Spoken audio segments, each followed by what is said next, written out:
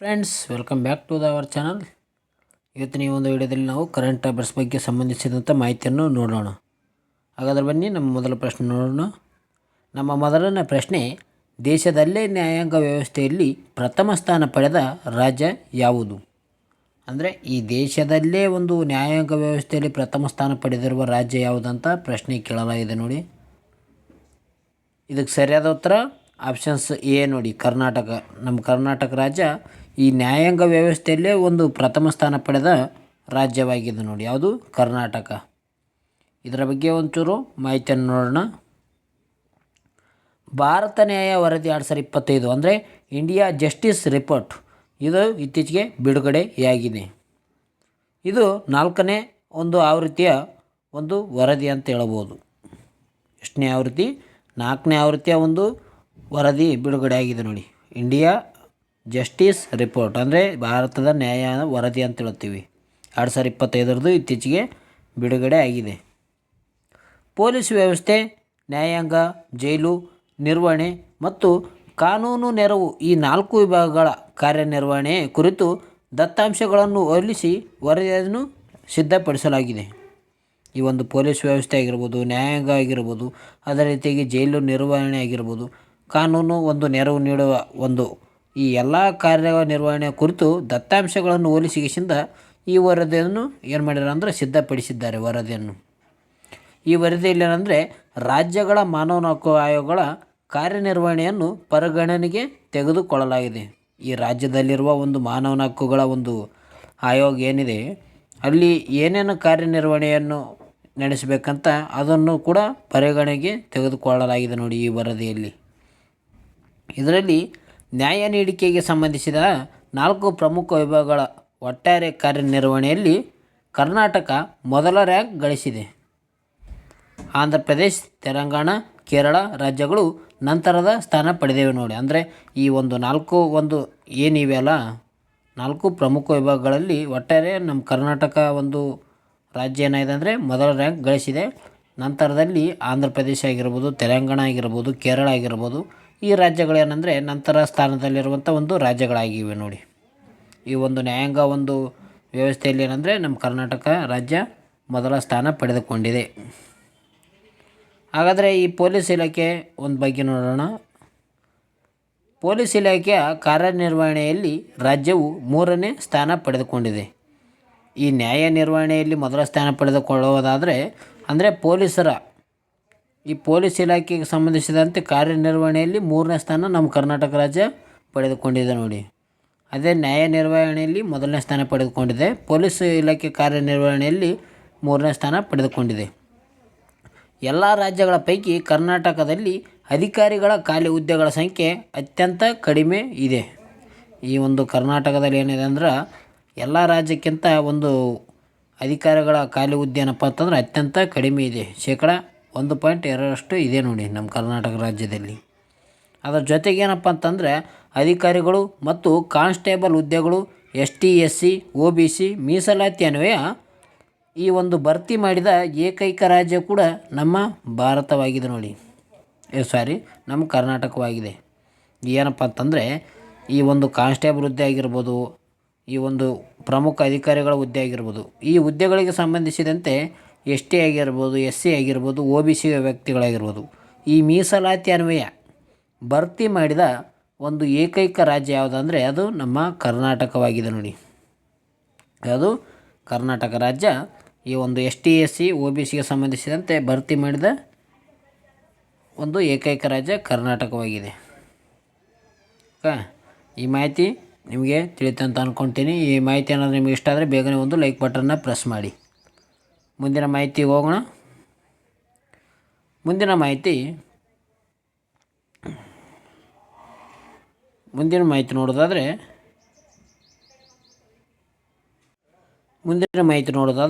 ನಮ್ಮ ಮುಂದಿನ ಪ್ರಶ್ನೆ, ಭಾರತ ಮತ್ತು ಯಾವ ದೇಶಗಳ ಮಧ್ಯದಲ್ಲಿ ಈ ಡಸ್ಟಲಿಕ್ ಸಮರಾಭ್ಯಾಸ ನಡೆಯುತ್ತದೆ? ಈ ಡಸ್ಟಲಿಕ್ ಸಮರಾಭ್ಯಾಸ ಭಾರತ ಮತ್ತು ಒಂದು ಯಾವ ದೇಶದ ನಡುವೆ ನಡೆಯುತ್ತದೆ ಅಂತ ಪ್ರಶ್ನೆ ಕೇಳಿದ್ದಾರೆ ನೋಡಿ. ಇದಕ್ಕೆ ಸರಿಯಾದ ಉತ್ತರ ಒಂದು ಆಪ್ಷನ್ ಎ, ಉಜ್ಬೇಕಿಸ್ತಾನ್. ಭಾರತ ಮತ್ತು ಉಜ್ಬೇಕಿಸ್ತಾನ್ ದೇಶಗಳ ಮಧ್ಯೆ ಈ ಒಂದು ಡಸ್ಟಲಿಕ್ ಸಮರಾಭ್ಯಾಸ ನಡೀತದೆ ನೋಡಿ. ಇದ್ರ ಬಗ್ಗೆ ಮಾಹಿತಿ ಪಡೆದಾದರೆ ಭಾರತ ಮತ್ತು ಉಜ್ಬೇಕಿಸ್ತಾನ್ ಮಧ್ಯದಲ್ಲಿ ಜಂಟಿ ಮಿಲಿಟರಿ ವ್ಯಾಯಾಮದ 6ನೇ ಆವೃತ್ತಿಯಾದ ಡಸ್ಟಲಿಕ್ ಇತ್ತೀಚೆಗೆ ಪುಣೆಯಲ್ಲಿ ಪ್ರಾರಂಭವಾಗಿದೆ. ಇಲ್ಲಿ ಪುಣೆಯಲ್ಲಿ ಏನಪ್ಪ ಅಂತಂದರೆ ಈ ಒಂದು ಡಸ್ಟಲಿಕ್ ಸಮರಾಭ್ಯಾಸ ಇವು ಯಾವ ದೇಶಗಳ ಮಧ್ಯೆ ನಡೀತದೆ ಅಂದ್ರೆ ಭಾರತ ಮತ್ತು ಉಜ್ಬೇಕಿಸ್ತಾನ್ ದೇಶಗಳ ಮಧ್ಯೆ ನಡೀತದೆ. ಇದನ್ನು 6ನೇ ಆವೃತ್ತಿ ಇತ್ತೀಚೆಗೆ ಈ ಒಂದು ಮಹಾರಾಷ್ಟ್ರದ ಪುಣೆಯಲ್ಲಿ ಪ್ರಾರಂಭವಾಗಿದೆ ನೋಡಿ. ಡಸ್ಟಲಿಕ್ ಸಮರಾಭ್ಯಾಸ ಇದು ಭಾರತ ಉಜ್ಬೇಕಿಸ್ತಾನಕ್ಕೆ ಸಂಬಂಧಿಸಿದಂಥ ಒಂದು ಸಮರಾಭ್ಯಾಸ ಆಗಿದೆ. ಇದು ವಾರ್ಷಿಕವಾಗಿ ಭಾರತ ಮತ್ತು ಉಜ್ಬೇಕಿಸ್ತಾನ್ ನಡುವೆ ಪರ್ಯಾಯವಾಗಿ ನಡೆಯುತ್ತದೆ ನೋಡಿ. 2024ರಲ್ಲಿ 5ನೇ ಆವೃತ್ತಿಯು ಉಜ್ಬೇಕಿಸ್ತಾನದಲ್ಲಿ ಜರುಗಿತ್ತು. ಅಂದರೆ 2024ರಲ್ಲಿ ಏನಂದರೆ ಈ ಒಂದು 5ನೇ ಆವೃತ್ತಿ ಉಜ್ಬೇಕಿಸ್ತಾನದಲ್ಲಿ ನಡೆದಿತ್ತು. ಈಗ 6ನೇ ಆವೃತ್ತಿ ನಮ್ಮ ಭಾರತದ ಮಹಾರಾಷ್ಟ್ರದ ಪುಣೆಯಲ್ಲಿ ನಡೆಯುತ್ತಿದೆ. 6ನೇ ಆವೃತ್ತಿ ಡಸ್ಟಲಿಕ್ ಸಮರಾಭ್ಯಾಸ. ಡಸ್ಟಲಿಕ್ ಅಂದರೆ ಏನಂದ್ರೆ ಸ್ನೇಹ ಎಂದರ್ಥ ಆತ ನೋಡ್ರಿ. ಡಸ್ಟಲಿಕ್ ಅಂದರೆ ಏನು? ಸ್ನೇಹ ಎಂಬ ಅರ್ಥವನ್ನು ನೀಡುತ್ತದೆ. ವ್ಯಾಯಾಮದ ಬಗ್ಗೆ ಒಂದು ಅಂದರೆ ಸಮರಾಭ್ಯಾಸದ ಬಗ್ಗೆ ಒಂದು ಪ್ರಶ್ನೆನ ಕೇಳ್ತಾರೆ, ತಿಳ್ಕೊಂಡಿರಿ. ಮುಂದಿನ ಪ್ರಶ್ನೆ ಹೋಗೋಣ.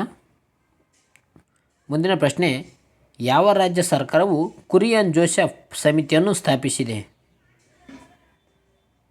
ಸರಿಯಾದ ಉತ್ತರ ಆಪ್ಷನ್ಸ್ ಬಿ ತಮಿಳುನಾಡು ನೋಡಿ. ಯಾವುದು? ತಮಿಳುನಾಡು ಸರ್ಕಾರ ಏನು ಮಾಡಿದೆ ಅಂದರೆ ಈ ಕುರಿಯನ್ ಜೋಸೆಫ್ ಸಮಿತಿಯನ್ನು ಒಂದು ರಚನೆಯನ್ನು ಮಾಡಿದೆ ಅಂತ ಹೇಳ್ತೀವಿ. ಇದರ ಬಗ್ಗೆ ನೋಡೋದಾದರೆ ಇತ್ತೀಚೆಗೆ ತಮಿಳುನಾಡು ಮುಖ್ಯಮಂತ್ರಿಯಾದ MK ಸ್ಟ್ಯಾಲಿನ್ ರವರು ಕುರಿಯನ್ ಜೋಸೆಫ್ ಸಮಿತಿಯನ್ನು ಸ್ಥಾಪಿಸಿದ್ದಾರೆ. ಯಾವುದು? ಕುರಿಯನ್ ಜೋಸೆಫ್ ಸಮಿತಿ. ಇದು MK ಸ್ಟ್ಯಾಲಿನ್ ರವರು ತಮಿಳುನಾಡಿನಲ್ಲಿ ಸ್ಥಾಪನೆ ಮಾಡಿದ್ದಾರೆ. ಈ ಸುಪ್ರೀಂ ಕೋರ್ಟ್ನ ಮಾಜಿ ನ್ಯಾಯಾಧೀಶ ಕುರಿಯನ್ ಜೋಸೆಫ್ ನೇತೃತ್ವದಲ್ಲಿ 3 ಸದಸ್ಯರ ಸಮಿತಿಯನ್ನು ಸ್ಥಾಪಿಸಿದೆ. ಈ ಸಮಿತಿಯು ಕೇಂದ್ರ ರಾಜ್ಯ ಸಂಬಂಧಗಳ ಮೇಲೆ ಪರಿಣಾಮವನ್ನು ಬೀರುವ ಸಾಂವಿಧಾನಿಕ ಮತ್ತು ಕಾನೂನು ನಿಬಂಧನೆಗಳ ಬಗ್ಗೆ ಅಧ್ಯಯನ ಮಾಡಲು ಇದನ್ನು ಸ್ಥಾಪನೆ ಮಾಡಲಾಗಿದೆ ನೋಡಿ. ಈ ಕುರಿಯನ್ ಜೋಸೆಫ್ ಏನಿದೆ, ಈ ಒಂದು ಸಮಿತಿ ಏನಿದೆ, ಈ ಕುರಿಯನ್ ಜೋಸೆಫ್ ಸಮಿತಿ ಇದು ಕೇಂದ್ರ ಮತ್ತು ರಾಜ್ಯಗಳ ಸಂಬಂಧಗಳ ಮೇಲೆ ಏನೇನು ಪರಿಣಾಮ ಬೀರುವ ಒಂದು ಸಾಂವಿಧಾನಿಕ ಮತ್ತು ಕಾನೂನುಗಳ ನಿಬಂಧನೆ ಬಗ್ಗೆ ಏನು ಮಾಡ್ತದೆ ಅಂದ್ರೆ ಇದು ಅಧ್ಯಯನ ಮಾಡ್ತದೆ. ಇದು ಎಲ್ಲಿ ಸ್ಥಾಪನೆ ಮಾಡಲಾಗಿದೆ ಅಂದರೆ ತಮಿಳುನಾಡಲ್ಲಿ ಸ್ಥಾಪನೆ ಮಾಡಲಾಗಿದೆ. ತಮಿಳುನಾಡು ಮುಖ್ಯಮಂತ್ರಿ MK ಸ್ಟ್ಯಾಲಿನ್ ರವರು ಪ್ರಸ್ತುತ ಇದ್ದಾರೆ ನೋಡಿ. ಹಾಗಾದರೆ ಈ ಒಂದು ಕೇಂದ್ರ ಮತ್ತು ರಾಜ್ಯಕ್ಕೆ ಸಂಬಂಧಿಸಿದಂಥ ಪ್ರಮುಖ ಒಂದು ಸಮಿತಿಗಳ ಬಗ್ಗೆ ನೋಡೋದಾದರೆ ಮೊದಲನೇದು ರಾಜಮನ್ನಾರ್ ಸಮಿತಿ. ಇದು 1969ರಲ್ಲಿ ಸಮಿತಿಯನ್ನು ರಚನೆ ಮಾಡಲಾಗುತ್ತದೆ. ಅದೇ ರೀತಿಯಾಗಿ ಸರ್ಕಾರಿ ಆಯೋಗ 1983ರಲ್ಲಿ ಒಂದು ರಚನೆ ಮಾಡಲಾಗುತ್ತದೆ ಅಂತ ಹೇಳೋದು ನೋಡಿ. ಇವಾಗ ಈ ಸರ್ಕಾರಿ ಆಯೋಗದ ಬಗ್ಗೆ ಪ್ರಮುಖ ಪ್ರಶ್ನೆ ಕೇಳಿದ್ದಾರೆ. ಸರ್ಕಾರಿ ಆಯೋಗ 1983ರಲ್ಲಿ ಜಾರಿ ಮಾಡಲಾಗಿದೆ. ಅದೇ ರೀತಿಯಾಗಿ ಪುಂಚಿ ಆಯೋಗ ಇದು 2007ರಲ್ಲಿ ಒಂದು ರಚನೆ ಆಗಿದೆ. ಯಾವಾಗ? 2007ರಲ್ಲಿ ಏನಂದರೆ ಈ ಪುಂಚಿ ಆಯೋಗ ಸಮಿತಿ ರಚನೆ ಆಗಿದೆ ನೋಡಿ. ಪ್ರಮುಖ ಒಂದು ರಾಜ್ಯ ಮತ್ತು ಕೇಂದ್ರ ಸಂಬಂಧಿಸಿದಂಥ ಸಮಿತಿಗಳು ಇವಾಗಿವೆ ನೋಡಿ. ಇವೇನಾದರೂ ನಿಮಗೆ ಯೂಸ್ ಆದರೆ ಒಂದು ಲೈಕ್ ಬಟನ್ನ ಪ್ರೆಸ್ ಮಾಡಿ, ವಿಡಿಯೋ ಇಷ್ಟ ಆಯ್ತಂದರೆ. ಮುಂದಿನ ಪ್ರಶ್ನೆ ಹೋಗೋಣ. ಇತ್ತೀಚೆಗೆ ಯಾವ ಐತಿಹಾಸಿಕ ಸಂಗ್ರಹವನ್ನು ಯುನೆಸ್ಕೋದ ಮೆಮೊರಿ ಆಫ್ ದ ವರ್ಲ್ಡ್ ರಿಜಿಸ್ಟರ್ನಲ್ಲಿ ಸೇರ್ಪಡೆ ಮಾಡಲಾಗಿದೆ? ಇದಕ್ಕೆ ಸರಿಯಾದ ಉತ್ತರ ಆಪ್ಷನ್ಸ್ ಡಿ ನೋಡಿ. 1 ಮತ್ತು 2 ಅಂದರೆ ಭಗವದ್ಗೀತೆ ಮತ್ತು ನಾಟ್ಯಶಾಸ್ತ್ರ ಏನು ಮಾಡಿದ್ದಾರೆ ಅಂದರೆ ಈ ಯುನೆಸ್ಕೋದ ಮೆಮೊರಿ ಆಫ್ ದ ವರ್ಲ್ಡ್ ರಿಜಿಸ್ಟರ್ನಲ್ಲಿ ಸೇರ್ಪಡೆ ಮಾಡಲಾಗಿದೆ ಭಗವದ್ಗೀತೆ ಮತ್ತು ನಾಟ್ಯಶಾಸ್ತ್ರವನ್ನು. ಇದರ ಬಗ್ಗೆ ಒಂದು ಮಾಹಿತಿಯನ್ನು ನೋಡೋದಾದರೆ ಭಾರತದ ಸಾಂಸ್ಕೃತಿಕ ಪರಂಪರೆಯನ್ನು ಮುಗಿಲೆತ್ತರಕ್ಕೆ ಒತ್ತೊಯ್ಯುವ ಹೆಚ್ಚಾಗಿ ಭಗವದ್ಗೀತೆ ಮತ್ತು ಭರತ ಮುನಿಗಳ ನಾಟ್ಯಶಾಸ್ತ್ರವನ್ನು ಯುನೆಸ್ಕೋದ ಮೆಮೊರಿ ಆಫ್ ದಿ ವರ್ಲ್ಡ್ ರಿಜಿಸ್ಟರ್ನಲ್ಲಿ ಸೇರ್ಪಡೆ ಮಾಡಲಾಗಿದೆ ನೋಡಿ. ಈ ಮೂಲಕ ಏನಪ್ಪ ಅಂತಂದರೆ ಭಾರತದಲ್ಲಿ ಒಟ್ಟು 14 ಸಂಗ್ರಹಗಳು ಈ ರಿಜಿಸ್ಟರ್ನಲ್ಲಿ ನಮೂದಿಸಲಾಗಿದೆ. ಅಂದರೆ ಇತ್ತೀಚೆಗೆ ಏನಪ್ಪ ಅಂತಂದರೆ ಈ ಭಗವದ್ಗೀತೆ ಮತ್ತು ನಾಟ್ಯಶಾಸ್ತ್ರವನ್ನು ಏನು ಮಾಡಿದ್ದಾರೆ ಅಂದರೆ ಈ ಮೆಮೊರಿ ಆಫ್ ದಿ ವರ್ಲ್ಡ್ ರಿಜಿಸ್ಟರ್ನಲ್ಲಿ ಸೇರ್ಪಡೆ ಮಾಡಿದ್ದಾರೆ. ಒಟ್ಟಾರೆಯಾಗಿ ಭಾರತದಿಂದ ಎಷ್ಟು ಸಂಗ್ರಹ ಮಾಡಲಾಗಿದೆ ಅಂದರೆ ಒಟ್ಟು 14 ಸಂಗ್ರಹಗಳನ್ನು ಈ ರಿಜಿಸ್ಟರ್ನಲ್ಲಿ ನಮೂದಿಸಲಾಗಿದೆ ಅಂತ ಹೇಳ್ತೀವಿ. ಭಗವದ್ಗೀತೆ ಮತ್ತು ನಾಟ್ಯಶಾಸ್ತ್ರ ಸೇರಿದಂತೆ ಪರಂಪರೆಯ ಕುರಿತು 74 ಹೊಸ ದಾಖಲೆಗಳ ಸಂಗ್ರಹವನ್ನು ಈ ಯುನೆಸ್ಕೋದ ಮೆಮೊರಿ ಆಫ್ ದಿ ವರ್ಲ್ಡ್ ರಿಜಿಸ್ಟರ್ಗೆ ಸೇರ್ಪಡೆ ಮಾಡಲಾಗಿದೆ. ಅಂದರೆ ಈ ಒಟ್ಟಾರೆಯಾಗಿ ಏನಪ್ಪ ಅಂತಂದರೆ ಹೊಸದ 74 ಹೊಸ ಸಂಗ್ರಹವನ್ನು ಅಂದರೆ ಪ್ರಪಂಚದಲ್ಲಿ ಎಲ್ಲ ಕಡೆಗಳಿಂದ ಸೇರಿ ಒಟ್ಟು 74 ಈ ಹೊಸ ಒಂದು ಸಂಗ್ರಹವನ್ನು ಮಾಡಿಕೊಂಡಿದೆ ಅಂತ ಹೇಳ್ತೀವಿ ಯುನೆಸ್ಕೋದ ಮೆಮೊರಿ ಆಫ್ ದಿ ವರ್ಲ್ಡ್ ರಿಜಿಸ್ಟರ್ಗೆ. ಒಟ್ಟಾರೆ ವಿಶ್ವದಲ್ಲಿ 74, ಭಾರತದ ಕಡೆಯಿಂದ ಕೇವಲ 14. ಅದರಲ್ಲಿ ಇತ್ತೀಚೆಗೆ ಭಗವದ್ಗೀತೆ ಮತ್ತು ನಾಟ್ಯಶಾಸ್ತ್ರವನ್ನು ಕೂಡ ಸೇರಲಾಗಿದೆ. ಒಟ್ಟು 14 ಭಾರತ ಕಡೆಯಿಂದ ಇದ್ದಾವೆ, 74 ಎಲ್ಲ ವಿಶ್ವದಂತ ಸೇರಿದಂತೆ ಇದೆ ನೋಡಿ. ಏನಿದು memory of the world register ಅಂತ ನೋಡೋದಾದರೆ, ಇದು ವಿಶ್ವದ ಸಾಕ್ಷ್ಯ ಚಿತ್ರ ಪರಂಪರೆಯನ್ನು ಸಂರಕ್ಷಿಸಲು ಇರುವ ಒಂದು ಯೋಜನೆಯೇ ಈ memory of the world register. ಅಂದರೆ ವಿಶ್ವದಲ್ಲಿರುವ ಒಂದು ಸಾಕ್ಷ್ಯ ಚಿತ್ರಗಳ ಪರಂಪರೆಯನ್ನು ಸಂರಕ್ಷಿಸಲು ಇರುವ ಒಂದು ಯೋಜನೆ ಆಗಿದೆ ನೋಡಿ ಇದು. 1992ರಲ್ಲಿ ಇದನ್ನು ಆರಂಭಿಸಲಾಗಿತ್ತು. ಜಗತ್ತಿನಾದ್ಯಂತ ಇರುವ ಅಮೂಲ್ಯವಾದ ಐತಿಹಾಸಿಕ ದಾಖಲೆಗಳು ಮತ್ತು ಗ್ರಂಥಾಲಯ ಸಂಗ್ರಹಗಳನ್ನು ಸಂಗ್ರಹಿಸುತ್ತದೆ. ಇದೇನು ಮಾಡ್ತದಂದ್ರೆ ಪ್ರಪಂಚದಲ್ಲಿರುವ ಎಲ್ಲ ಒಂದು ಐತಿಹಾಸಿಕ ದಾಖಲೆಗಳಾಗಿರ್ಬೋದು, ಅದೇ ರೀತಿಯಾಗಿ ಒಂದು ಗ್ರಂಥಾಲಯ ಸಂಗ್ರಹಗಳನ್ನು ಸಂಗ್ರಹ ಮಾಡುತ್ತದೆ ಅಂತ ಹೇಳ್ತೀವಿ. ಈ ಸ್ಥಾಪನೆ ಆಗಿದೆ 1992ರದಾಗ. ಭಗವದ್ಗೀತೆ ಬಗ್ಗೆ ನೋಡೋದಾದರೆ ಇದು 18 ಅಧ್ಯಾಯಗಳನ್ನು ಒಳಗೊಂಡಿದೆ, 700 ಶ್ಲೋಕಗಳನ್ನು ಒಳಗೊಂಡಿದೆ. ಇದು ಭಗವದ್ಗೀತೆ ಹಿಂದೂ ಧರ್ಮದ ಧರ್ಮ ಗ್ರಂಥವಾಗಿದೆ. ಜೊತೆಗೆ ಇದು ಮಹಾಭಾರತದಲ್ಲಿ ಕಂಡುಬರುತ್ತದೆ ನೋಡಿ. ಭಗವದ್ಗೀತೆಯಲ್ಲಿ ಕಂಡುಬರುತ್ತೆ ಅಂದರೆ ಮಹಾಭಾರತದಲ್ಲಿ ಕಂಡುಬರುತ್ತೆ. ಇದು 18 ಅಧ್ಯಾಯಗಳನ್ನು ಒಳಗೊಂಡಿದೆ ನೋಡಿ, 700 ಶ್ಲೋಕಗಳನ್ನು ಒಳಗೊಂಡಿದೆ. ಅದೇ ರೀತಿಯಾಗಿ ನಾಟ್ಯಶಾಸ್ತ್ರ ಬರೆದವರು ಯಾರಪ್ಪ ಅಂತಂದರೆ ಭರತ ಮುನಿ. ಈ ಭರತ ಮುನಿಗಳ ನಾಟ್ಯಶಾಸ್ತ್ರವು ಪ್ರದರ್ಶನ ಕಲೆಗಳನ್ನು ವಿವರಿಸುವ ಒಂದು ಸಂಸ್ಕೃತ ಕಾವ್ಯಾತ್ಮಕ ಶ್ಲೋಕವನ್ನು ಸಂಗ್ರಹವಾಗಿದೆ ಅಂತ ಹೇಳ್ತೀವಿ. ಭರತ ಮುನಿಗಳು ಏನು ಮಾಡ್ತಾರೆ ಅಂದ್ರೆ ಈ ಒಂದು ನಾಟ್ಯಶಾಸ್ತ್ರವನ್ನು ರಚನೆ ಮಾಡ್ತಾರೆ. ಭರತ ಮುನಿಯವರ ನಾಟ್ಯಶಾಸ್ತ್ರವಾಗಿದೆ ನೋಡಿ. ಮುಂದಿನ ಪ್ರಶ್ನೆ ಹೋಗೋಣ. ಖೇಲೋ ಇಂಡಿಯಾ ಯೂತ್ ಗೇಮ್ಸ್ 2025 ಆತಿಥ್ಯ ವಹಿಸುವ ರಾಜ್ಯ ಯಾವುದು? ಅಂದರೆ ಖೇಲೋ ಇಂಡಿಯಾ ಯೂತ್ ಗೇಮ್ಸ್ 2025ರಲ್ಲಿ ಈ ಒಂದು ಕ್ರೀಡೆಯನ್ನು ಆಯೋಜಿಸುವ ಒಂದು ರಾಜ್ಯ ಯಾವುದಂತ ಪ್ರಶ್ನೆ ಕೇಳಲಾಗಿದೆ. ಇದಕ್ಕೆ ಸರಿಯಾದ ಉತ್ತರ ಆಪ್ಷನ್ಸ್ ಡಿ ನೋಡಿ. ಆಪ್ಷನ್ಸ್ ಡಿ ಬಿಹಾರ್ ರಾಜ್ಯ ಏನಂದರೆ 2025ರ ಒಂದು ಖೇಲೋ ಇಂಡಿಯಾ ಯೂತ್ ಗೇಮ್ಸ್ ನಡೆಸುವ ಒಂದು ರಾಜ್ಯವಾಗಿದೆ ಬಿಹಾರ್ ರಾಜ್ಯದಲ್ಲಿ ಈ ಒಂದು 2025ರ ಖೇಲೋ ಇಂಡಿಯಾ ಯೂತ್ ಗೇಮ್ಸ್ ನಡೆಸ್ತಾರೆ. ಇದರ ಬಗ್ಗೆ ನೋಡೋದಾದರೆ Khelo India youth games 2025 Bihar ರಾಜ್ಯವು ಆಯೋಜನೆ ಮಾಡಲಿದೆ. ಯಾವುದು ಬಿಹಾರ್ ರಾಜ್ಯ ಇದನ್ನು ಆಯೋಜನೆ ಮಾಡುತ್ತದೆ ನೋಡ್ರಿ. ಪ್ರಸ್ತುತ ಸಾಲಿನಲ್ಲಿ ನಡೆಯಲಿರುವ ಆವೃತ್ತಿಯು 7ನೇ ಆವೃತ್ತಿ ಆಗಿದೆ. ಎಷ್ಟನೇ ಆವೃತ್ತಿ ಆಗಿದೆ? 7ನೇ ಆವೃತ್ತಿ ಇದಾಗಿದೆ ಅಂತ ಹೇಳ್ತೀವಿ ನೋಡಿ. ಮೊದಲನೇ ಆವೃತ್ತಿ ಯಾವಾಗ ನಡೆದಿತ್ತು ಅಂದರೆ 2018ರಲ್ಲಿ. ಅಂದರೆ 2018ರಲ್ಲಿ ಮೊದಲನೇ ಆವೃತ್ತಿ ನಡೆದಿತ್ತು. ಪ್ರಸ್ತುತ ನಡೆಯೋದು 7ನೇ ಆವೃತ್ತಿ ಆಗಿದೆ ನೋಡಿ. 2025ರಲ್ಲಿ ನಡೆಯೋದು 7ನೇ ಆವೃತ್ತಿ. ಹಿಂದಿನ ಆವೃತ್ತಿ ಯಾವಾಗ ನಡೆದಿತ್ತು ಅಂದರೆ ಯಾವ ಸ್ಥಳದಲ್ಲಿ ನಡೆದಿತ್ತು ಅಂದರೆ ತಮಿಳುನಾಡಿನಲ್ಲಿ ನಡೆದಿತ್ತು. ಅಂದರೆ 6ನೇ ಆವೃತ್ತಿ ಯಾವ ಸ್ಥಳದಲ್ಲಿ ನಡೆಯುತ್ತೆ ಅಂದರೆ ತಮಿಳುನಾಡಿನಲ್ಲಿ ಈ ಒಂದು ಗೇಮ್ಸ್ ನಡೆದಿತ್ತಂತ ಹೇಳ್ತೀವಿ. ಖೇಲೋ ಇಂಡಿಯಾ ಗೇಮ್ಸ್ 7ನೇ ಆವೃತ್ತಿಯ ಒಂದು ಮ್ಯಾಸ್ಕಟ್ ಏನಿದೆಪ್ಪ ಅಂತಂದರೆ ಗಜ ಸಿಂಹ ಅಂತ ಹೇಳ್ತೀವಿ ನೋಡಿ. 7ನೇ ಆವೃತ್ತಿಯ ಒಂದು ಮಸ್ಕಟ್ ಏನಿದೆ ಅಂದರೆ ಗಜ ಸಿಂಹ ಎಂಬುದು ಒಂದು ಖೇಲೋ ಇಂಡಿಯಾಗೆ ಸಂಬಂಧಿಸಿದಂಥ ಮಸ್ಕಟ್ ಆಗಿದೆ. ಹಿಂದಿನ ಆವೃತ್ತಿ ತಮಿಳುನಾಡಲ್ಲಿ ನಡೆದಿತ್ತು. ಮುಂದಿನ ಪ್ರಶ್ನೆ ಹೋಗೋಣ. ಮುಂದಿನ ಪ್ರಶ್ನೆ, ಲೀಗೋ ವೀಕ್ಷಣಾಲಯವನ್ನು ಯಾವ ರಾಜ್ಯದಲ್ಲಿ ಸ್ಥಾಪಿಸಲಾಗಿದೆ? ಈ ಒಂದು ಲೀಗೋ ವೀಕ್ಷಣಾಲಯವನ್ನು ಸ್ಥಾಪನೆ ಮಾಡುವ ರಾಜ್ಯ ಯಾವುದಂತ ಕೇಳಲಾಗಿದೆ. ಇದಕ್ಕೆ ಸರಿಯಾದ ಉತ್ತರ ಆಪ್ಷನ್ಸ್ ಡಿ ನೋಡಿ. ಮಹಾರಾಷ್ಟ್ರ ಸರ್ಕಾರ ಏನಂದರೆ ಈ ಲೀಗೋ ವೀಕ್ಷಣಾಲಯವನ್ನು ಈ ಮಹಾರಾಷ್ಟ್ರ ರಾಜ್ಯದಲ್ಲಿ ಸ್ಥಾಪನೆ ಮಾಡಲಾಗುತ್ತಿದೆ. ಇದರ ಬಗ್ಗೆ ನೋಡೋದಾದರೆ ಹಲವು ಖಗೋಳ ವಿದ್ಯಮಾನಗಳಿಂದ ಹೊರಹೊಮ್ಮುವ ಅತಿ ದುರ್ಬಲ ಗುರುತ್ವಾಕರ್ಷಣೆ ತರಂಗಗಳನ್ನು ಪತ್ತೆ ಮಾಡುವ ಉದ್ದೇಶದ ಅತ್ಯಾಧುನಿಕ ವೀಕ್ಷಣಾಲಯ ಸ್ಥಾಪಿಸುವ ಕಾರ್ಯಕ್ಕೆ ಕೊನೆಗೂ ಚಾಲನೆ ಸಿಕ್ಕಿದೆ.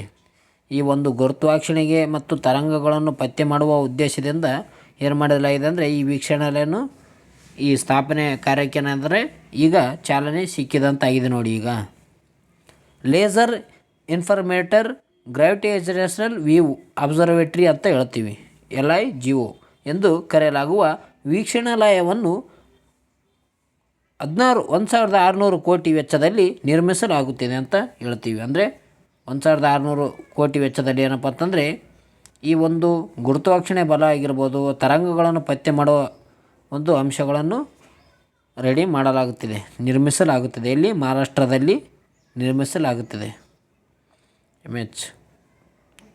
ಇದನ್ನು ಮಹಾರಾಷ್ಟ್ರದ ಹಿಂಗೋಲಿ ಜಿಲ್ಲೆಯ ಔಧಾ ಬಳಿ ಮುಂದಿನ 4 ವರ್ಷಗಳಲ್ಲಿ ಈ ಸುಸಜ್ಜಿತ ವೀಕ್ಷಣಾಲಯವನ್ನು ಸ್ಥಾಪಿಸಲಾಗುತ್ತಿದೆ. ಅಂದರೆ ಮುಂದಿನ 4 ವರ್ಷಗಳಲ್ಲಿ ಏನಪ್ಪ ಅಂತಂದರೆ ಈ ಮಹಾರಾಷ್ಟ್ರದಲ್ಲಿ ಒಂದು ಹಿಂಗೋಲಿ ಜಿಲ್ಲೆಯಲ್ಲಿ ಏನಪ್ಪ ಅಂತಂದರೆ ಈ ಔಧಾ ಎಂಬ ಬಳಿಯಲ್ಲಿ ಮುಂದಿನ 4 ವರ್ಷಗಳಲ್ಲಿ ಈ ಲೀಗೋ ವೀಕ್ಷಣಾಲಯವನ್ನು ಸ್ಥಾಪನೆ ಮಾಡಲಾಗುತ್ತಿದೆ ನೋಡಿ. LOG ಇಂಡಿಯಾ ಪ್ರಾಜೆಕ್ಟ್ ಕುರಿತು ಯೋಜನಾ ಆಯೋಗವು 2011ರಲ್ಲಿ ಪ್ರಸ್ತಾಪ ಸಲ್ಲಿಸಿತು. ಏನಪ್ಪ ಅಂತಂದರೆ 2011ರಲ್ಲಿ ಇದರ ಪ್ರಸ್ತಾಪವನ್ನು ಸಲ್ಲಿಸುತ್ತದೆ ಅಂತ ಹೇಳ್ತೀವಿ. ಈ ವೀಕ್ಷಣಾಲಯ ಸ್ಥಾಪನೆಗೆ ಕೇಂದ್ರ ಸರ್ಕಾರ ತಾತ್ವಿಕ ಒಪ್ಪಿಗೆಯನ್ನು 2016ರಲ್ಲಿ ನೀಡಿತು. ಅಂದರೆ 2016ರಲ್ಲಿ ಇದೇನು ಮಾಡ್ತಂದ್ರೆ ತಾತ್ವಿಕ ಒಪ್ಪಿಗೆಯನ್ನು ಸರ್ಕಾರ ನೀಡುತ್ತದೆ. 2011ರಲ್ಲಿ ಇದನ್ನು ಪ್ರಸ್ತಾಪವನ್ನು ಮಾಡ್ತಾರೆ. ಈಗ 2023ರಲ್ಲಿ ಏನು ಮಾಡಿದ್ರು ಅಂದರೆ ನರೇಂದ್ರ ಮೋದಿ ಅವರು ಈ ವೀಕ್ಷಣಾಲಯ ಬಗ್ಗೆ ಒಂದು ಶಂಕುಸ್ಥಾಪನೆ ನೆರವೇರಿಸ್ತಾರೆ ಅಂತ ಹೇಳ್ತೀವಿ. ಅಂದರೆ 2011ರಲ್ಲಿ ಈ ಆಯೋಗವನ್ನು ಪ್ರಸ್ತಾಪ ಸಲ್ಲಿಸ್ತದೆ. 2016ರಲ್ಲಿ ಇದರ ಬಗ್ಗೆ ಒಂದು ಒಪ್ಪಿಗೆಯನ್ನು ನೀಡಲಾಗುತ್ತದೆ ಕೇಂದ್ರದಲ್ಲಿ. 2023ರಲ್ಲಿ ಮೋದಿ ಅವರು ಏನು ಮಾಡ್ತಾರೆ ಅಂದರೆ ಈ ಒಂದು ಕಾರ್ಯಕ್ಕೆ ಶಂಕುಸ್ಥಾಪನೆ ಮಾಡುತ್ತಾರೆ. ಯಾವಾಗ 2023ರಲ್ಲಿ ನರೇಂದ್ರ ಮೋದಿ ಅವರು ಈ ವೀಕ್ಷಣಾಲಯಕ್ಕೆ ಒಂದು ಶಂಕುಸ್ಥಾಪನೆ ನೆರವೇರಿಸ್ತಾರಂತ ಹೇಳ್ತೀವಿ. ಈಗ ಅದಕ್ಕೆ ಪ್ರಾರಂಭ ಆಗಿದೆ. ಮುಂದಿನ 4 ವರ್ಷಗಳಲ್ಲಿ ಇದು ಸ್ಥಾಪನೆ ಆಗಲಿದೆ ನೋಡಿ. ಲೀಗೋ ವೀಕ್ಷಣಾಲಯ ಮಹಾರಾಷ್ಟ್ರದಲ್ಲಿ ಸ್ಥಾಪನೆ ಆಗುತ್ತಿದೆ.